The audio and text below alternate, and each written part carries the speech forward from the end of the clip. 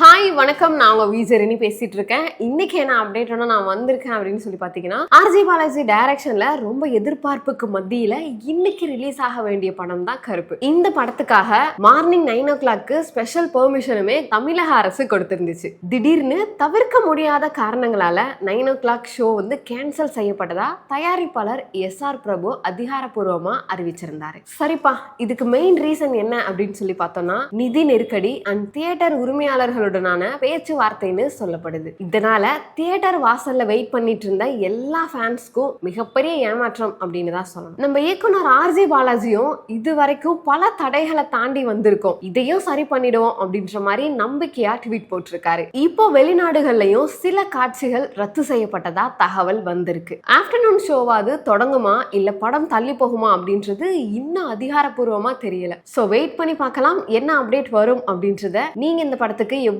ஆவலா வெயிட் பண்ணிட்டு இருந்தீங்க அப்படின்றத மறக்காம கமெண்ட்ல சொல்லுங்க.